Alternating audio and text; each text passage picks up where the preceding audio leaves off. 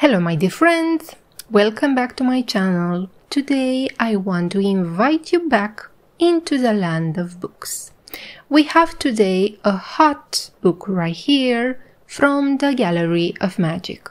I've told you many times before that I really enjoyed over the years this group's work, as for me most of their spells and rituals worked like a charm.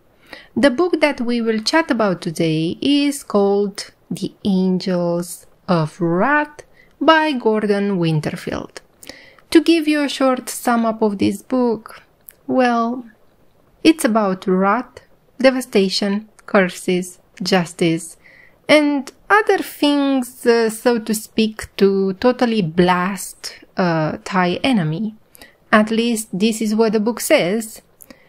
These rituals can be used, as the author says, as a way to defend yourself or if you feel the need to be safeguarded.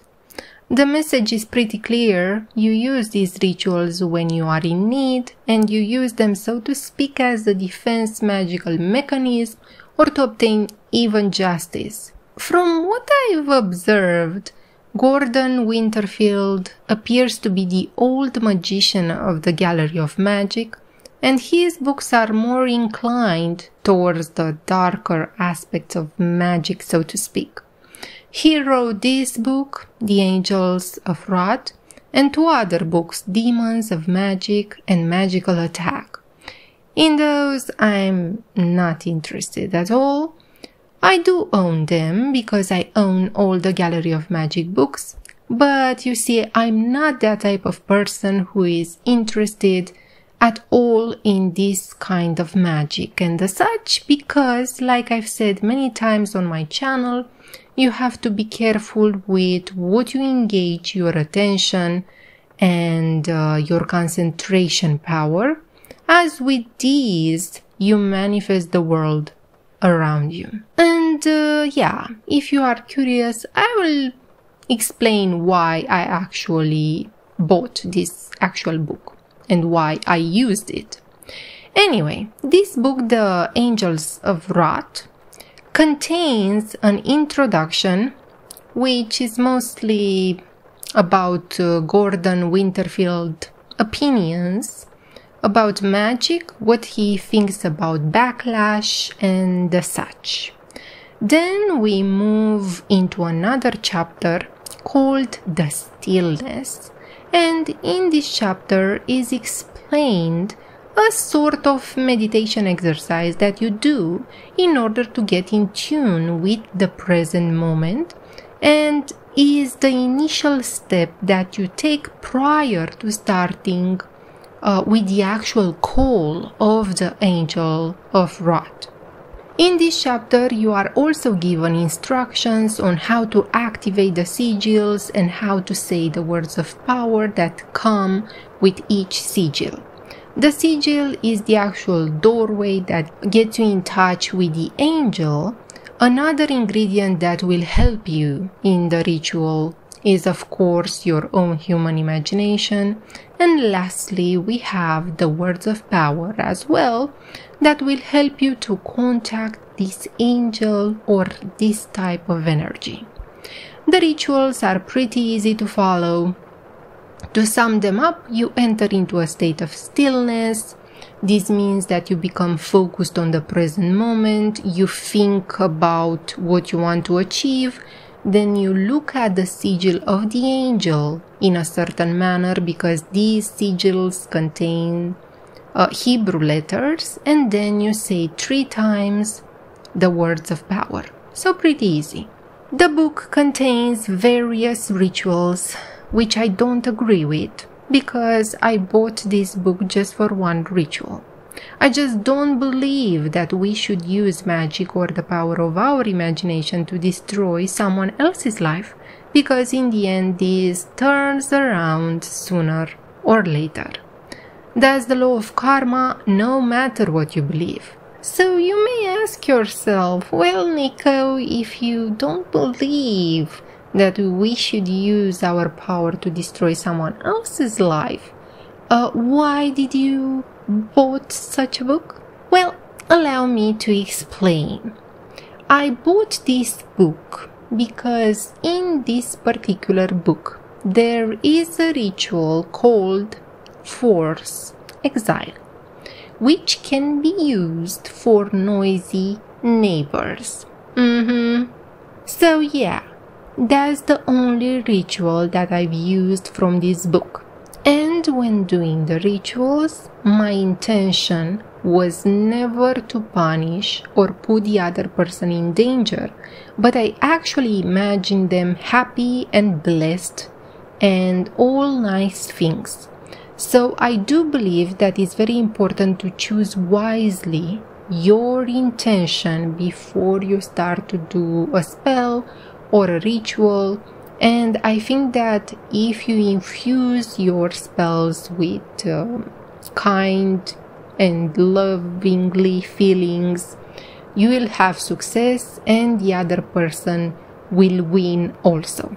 So allow me to explain my situation and why I came to use such rituals. You see, a while ago in the past, I moved to an apartment that I actually really loved. However, the problem was that this was actually a cheap neighborhood, and the problem was that in the last few years, I don't know what happened, but some of the old neighbors chose to move out of this building, this apartment building. Unfortunately, they were very nice and lovely neighbors, but crazy people started to move in. And one of these crazy people was an old woman who was complaining all the time about the building, about the cleaning lady, about this and that and the other. So here's the whole story. My first problem started with this old woman, like I've said, who started to go a little bit overboard with her complaining. She didn't have a problem just with me. Oh no.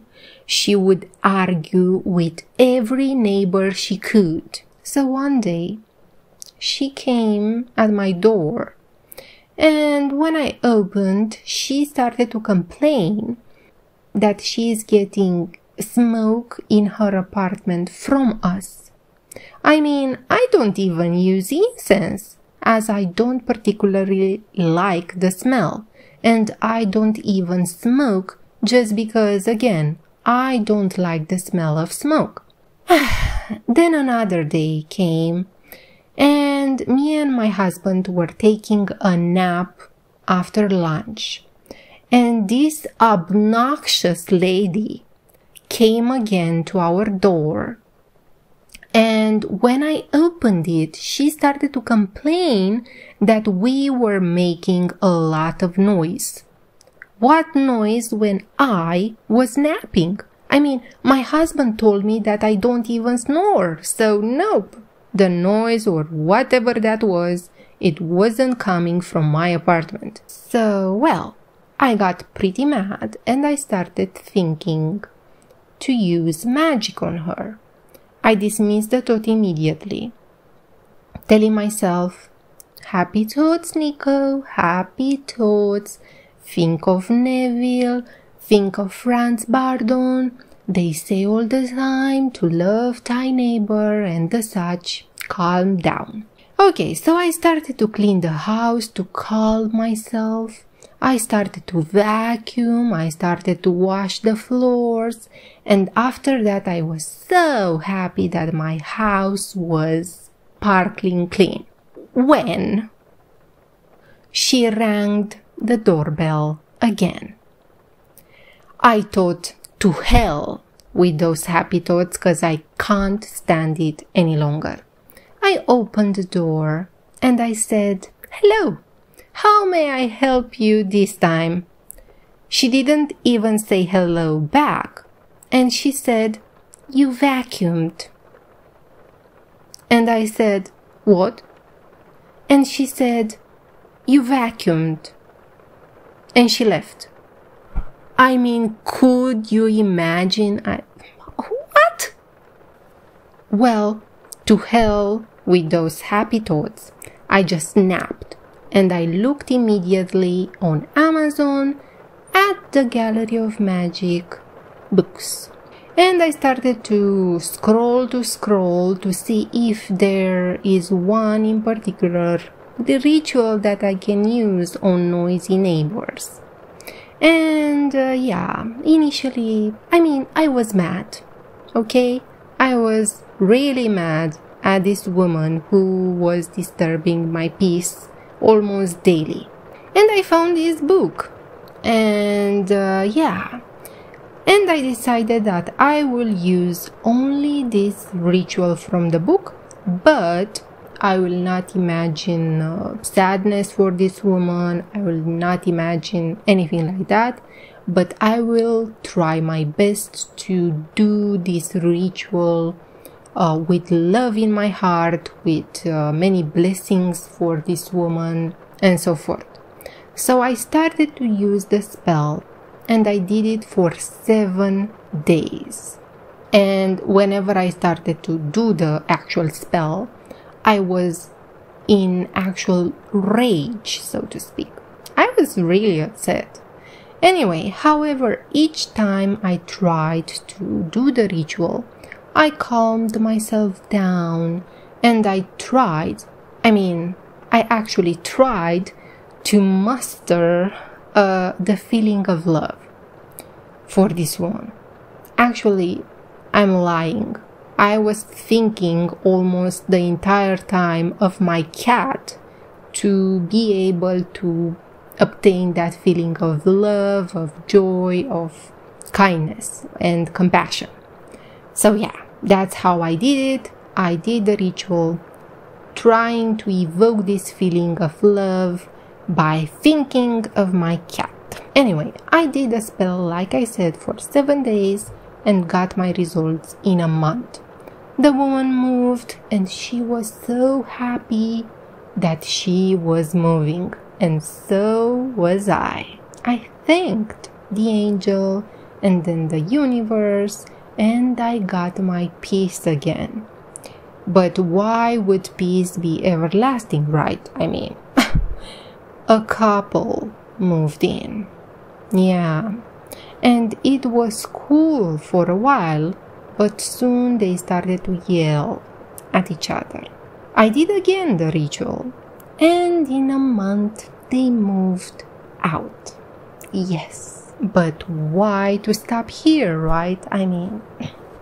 Then some ladies moved in the building who were not how should I say it? Were not so serious in their relationships, and they hosted men in their apartment, to put it more elegantly. And the situation with these ladies was so bad that me and my husband and other neighbors called the police. It was like yelling, screaming, parties till 3 a.m. It was beyond bad. I was like a zombie the next day. I couldn't even work properly. And again, I did the ritual, and these ladies were flying out of the apartment as they rented the apartment. And when the owner was informed by various neighbors what was happening in there, he kicked them out. Now, this ritual proved itself, I must say. Now it was cool and quiet for a while, but you guessed it, new neighbors came in. Yes! And this time with a bunch of kids. Awesomeness. Let me tell you. I grabbed the book one more time, but when I touched the sigil, I heard this little voice inside my mind. I think it's time for you to move now, as you were the one who chose a cheap neighborhood years ago. You got the money now, move. And that's when I started actually working on manifesting my dream house. at the beach. Okay, so that's my adventure with this type of magic. With the rest of the rituals that were presented in this book, like I said, I don't plan on using it. I think it's not worth it. Usually in arguments, I try my best to initiate first communication, to try to solve a problem. And if it's my mistake, I try to apologize. If it's my fault, I try my best to not repeat the same mistake again. But if I don't come to a mutual agreement with the other person, I usually just don't fight. I usually just leave, and that's the end of it. But for forced exile, I mean, this ritual succeeded 3 times in a row. Maybe it was coincidence, maybe it was the magic, I don't really know. But somehow these noisy neighbors left. So I'm happy with that. In terms of rating, I would give this book a 5 out of 5, but just for that forced exile ritual. For the rest, I don't know. Not my thing. Anyway, we reached the end of the video. Thank you so much for watching and see you next time. Bye bye!